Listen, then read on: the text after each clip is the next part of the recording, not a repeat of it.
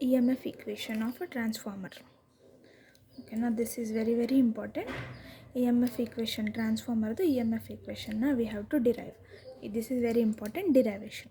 So first we have to consider some of the factors ಅಥವಾ parameters ಅಂತ ಹೇಳ್ಬೋದು. ಏನಂತ ಅಂದರೆ n1 is equal to number of turns in primary, n2 ಬಂದು number of turns in secondary.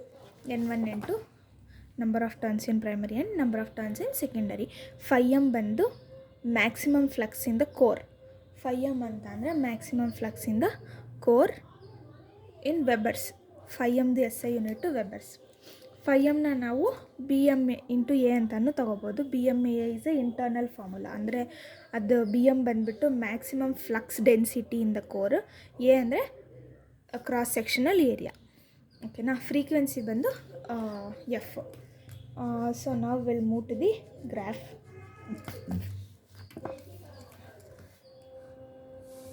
ಓಕೆನಾ, ಇದು graph. So one full ಸೈಕಲ್ನ ನಾವು 2π ಅಂತ ಕರಿತೀವಿ, ಹಾಫ್ ಸೈಕಲ್ನ ಪೈ ಅಂತ ಕರಿತೀವಿ. ಓಕೆನಾ, ಇದು ಸೈಕಲ್ಸ್. ಒನ್ ಫುಲ್ ಸೈಕಲ್ನ we consider as T in seconds. T formula ಬಂದು 1/f. ಓಕೆನಾ. ಒನ್ ಸೈಕಲ್ ಟಿ ಆದರೆ ಹಾಫ್ ಸೈಕಲ್ ಏನಾಗುತ್ತೆ, T/4 ಆಗುತ್ತೆ. ಇಲ್ಲಿ ನಮ್ಮ ಹತ್ರ ಮ್ಯಾಕ್ಸಿಮಮ್ ಫ್ಲಕ್ಸ್ ಇರುತ್ತೆ, that is 5m, and quarter cycle ಬಂದು T/4 ಆಗುತ್ತೆ. ಓಕೆನಾ. ಟಿ ಅಂದರೆ 1/f, T/2 ಅಂದರೆ ದಿಸ್ ಹಾಫ್ ಸೈಕಲ್ ಅಂತ ಅಂದರೆ 1/2f, T/4 ಅಂತ ಅಂದರೆ 1/4f. ಇದು ಫ್ರೀಕ್ವೆನ್ಸಿ ಫಾರ್ಮುಲಾ. ಓಕೆನಾ. So that is why we are taking T/4 is equal to 1/4f seconds. Next, since the flux increases from 0 value to the maximum flux, phi m is quarter the cycle. 0 ಇಂದ ಮ್ಯಾಕ್ಸಿಮಮ್ಮಿಗೆ increase ಆಗುತ್ತಲ್ವಾ, so this is the 0, it is going to increase from 0 to ಮ್ಯಾಕ್ಸಿಮಮ್. ಈ ಫ್ಲಕ್ಸ್ನ ನಾವೇನಂತ ಕರಿತೀವಿ, quarter of the ಸೈಕಲಲ್ಲಿ rise ಆಗೋದ್ರಿಂದ ನಾವು T/4ನ 1/4f ಅಂತ ತಗೊಂಡಿದ್ದೀವಿ. ಓಕೆನಾ. Next, average rate of change of flux. Average rate of change of ಫ್ಲಕ್ಸ್ದು ಫಾರ್ಮುಲಾ ಬಂದು 5m/T/4 ಅಥವಾ 5m/1/4f ಅಂತಲೂ ಬರಿಬೋದು. ಆ್ಯಾವ್ರೇಜ್ ಬಂದುಬಿಟ್ಟು 5m/T/4 ಅಂದರೆ 5m ಡಿವೈಡೆಡ್ ಬೈ 1/4f ಅಂತ ಕರಿಬೋದು. 1/4f is equal to 4f/5m. ಹೇಗೆ ಅಂತ ಅಂದರೆ, ಓಕೆ, ಸೊ 5m ಅಂದರೆ ಮ್ಯಾಕ್ಸಿಮಮ್ ಫ್ಲಕ್ಸ್ ಅಂತ ನಾನು ಆವಾಗಲೇ ಹೇಳಿದೆ. 5m/T4ನ average rate of change of flux ಅಂತ ಕರಿತೀವಿ. T/4 ಅಂತ ಅಂದರೆ 1/4f. ಸೊ 1/4fನ ಸಬ್ಸ್ಟಿಟ್ಯೂಟ್ ಮಾಡಿ 4fನ ಮೇಲ್ಗಡೆ ಕಳಿಸಿದ್ರೆ it will become 4f/m. This is your average rate of change of flux ಬಂದು 4f/m ವೋಲ್ಟ್ಸ್ ಅಂತ. Next, the flux phi varies sinusoidally ತಾನೇ ಫ್ಲಕ್ಸ್ ವೇರಿ ಆಗ್ತಾ ಇದೆ. So flux varies sinusoidally. Then R M S value of induced E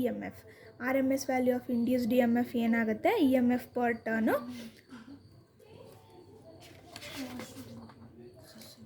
ಇಷ್ಟೇ ಇಲ್ಲಿದ್ದೀನಿ ನಾನು. Then the R M S value of induced E M F per turn ಏನಾಗುತ್ತೆ, 1.11 into 4f/m. ಇದು induced E M F per turn. This is an induced E M F per turn ಏನಾಗುತ್ತೆ, 1.11 into 4f/m. ಯಾಕಿದು ಹಿಂಗಾಗುತ್ತೆ ಅಂತಂದರೆ 5 varies from sinusoidally. ಇದು R M S value. Actually the R M S value of induced E M F per turn 1.11 into 4f/m. So 4.44/m ಅಂತ ಕರಿಬೋದು. Next, form factor is equal to R M S by average. ಅದು 1.1 ಹೆಂಗೆ ಬಂತು ಅಂತಂದರೆ, it is a form factor. R M S by average, R M S value of this ಇದು ಮತ್ತು average value ಬಂದುಬಿಟ್ಟು 1.11 ಅಂತೆ. So R M S value ಏನಾಗುತ್ತೆ, actual R M S value 1.11 into average. So this is ಅಲ್ವಾ ನಮಗೆ average rate of change of flux ಬಂದು ಇದು. ಅದಕ್ಕೋಸ್ಕರ ನಾವು ಆರ್ ಎಮ್ ಎಸ್ ವ್ಯಾಲ್ಯೂನ 1.11 ಇಂಟು 4f/m ಅಂತ ಬರ್ಕೊಂಡಿದ್ದೀವಿ. Next, R M S value of induced E M F in primary ಒಳಗಡೆ ಏನಾಗುತ್ತೆ, ಈವನ್ ಅಂತ ಅಂದರೆ primary voltage, induced E M F in primary voltage 4.44 FIM with respect to turns 1, ಅದಕ್ಕೆ N1 ಬರ್ಕೊಂಡಿದ್ದೀವಿ. So volts. Next similarly R M S value of E M F induced E M F ಇಂದ secondary ಒಳಗಡೆ E2 4.44 FIM into N2 volts. ಓಕೆನಾ, N2 volts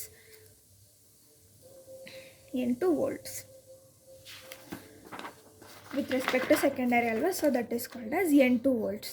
ನಾವು ಇದನ್ನು ಹಿಂಗೂ ಬರಿಬೋದು. ಇನ್ನು ideal ಟ್ರಾನ್ಸ್ಫಾರ್ಮರಲ್ಲಿ ಏನಾಗುತ್ತೆ ಅಥವಾ ಆರ್ ನೋ ಲೋಡ್ ಟ್ರಾನ್ಸ್ಫಾರ್ಮರ್ ಅಥವಾ ಐಡಿಯಲ್ ಟ್ರಾನ್ಸ್ಫಾರ್ಮರಲ್ಲಿ ಏನಾಗುತ್ತೆ, V1 = E1 ಆಗುತ್ತೆ, V2 = E2 ಆಗುತ್ತೆ. ಸೊ 2 ನಿಮಿಷದಲ್ಲಿ ಬೇಗ ಹೇಳಬೇಕಂತ ಅಂದರೆ N1 ಮತ್ತು N2ನ ನಾವು ಪ್ರೈಮರಿ ಮತ್ತು ಸೆಕೆಂಡರಿ ಟರ್ನ್ಸ್ ಅಂತ ಕನ್ಸಿಡರ್ ಮಾಡ್ಕೊಂಡ್ವಿ. ಅದಾದಮೇಲೆ 5Mನ maximum flux in the core ಅಂತ ಕನ್ಸಿಡರ್ ಮಾಡ್ಕೊಂಡ್ವಿ, ದಟ್ ಈಸ್ ಇನ್ ವೆಬರ್ಸ್. ಆಮೇಲೆ 5Mದು ಇಂಟರ್ನಲ್ ಫಾರ್ಮುಲಾ ಬಂದು BM × A, where BM is maximum flux density, A ಬಂದು ಕ್ರಾಸ್ ಸೆಕ್ಷನಲ್ ಏರಿಯಾ. ಅದಾದಮೇಲೆ ಗ್ರಾಫ್ ಬರ್ಕೊಂಡ್ವಿ. So this is the actual graph ಫ್ಲಕ್ಸಿಂದು. ಇದು ಆ್ಯಕ್ಚುಲಿ ಗ್ರಾಫ್ ಈಸ್ ಆಫ್ ಫ್ಲಕ್ಸ್ದು ಗ್ರಾಫ್ ಬರ್ಕೊಂಡ್ರೆ ಒಂದು ಕಂಪ್ಲೀಟ್ ಸೈಕಲ್ನ ನಾವು 2π ಅಂತ ತೊಗೊಳ್ತೀವಿ. ಸೊ ಹಾಫ್ ಸೈಕಲ್ನ π ಅಂತ ತೊಗೊಂಡ್ವಿ. ಆಮೇಲೆ time period of this sinusoidal wave ಬಂದು ಕಂಪ್ಲೀಟ್ ಸೈಕಲ್ದು T ಅಂತ ತೊಗೊಂಡ್ವಿ. ಹಾಫ್ ಸೈಕಲ್ದು T/2 ಆಗುತ್ತೆ, ಕ್ವಾರ್ಟರ್ ಸೈಕಲ್ದು T/4 ಆಗುತ್ತೆ. T ಫಾರ್ಮುಲಾ ಬಂದು 1 ಫ್ರೀಕ್ವೆನ್ಸಿ, ಹಾಗೆ T/2ದು T/4ದು ಇಲ್ಲಿ ಫಾರ್ಮುಲಾ ಬರ್ಕೊಂಡ್ರೆ ನಾವು T/4 ವ್ಯಾಲ್ಯೂ ಬಂದ್ಬಿಟ್ಟು 1/4f ಆಗುತ್ತೆ. ನೆಕ್ಸ್ಟ್ ಇದು ಸಿಕ್ಕಿದ ತಕ್ಷಣ ನಾವು average rate of change of ಫ್ಲಕ್ಸ್ನ ಕ್ಯಾಲ್ಕುಲೇಟ್ ಮಾಡ್ಕೋಬೇಕು.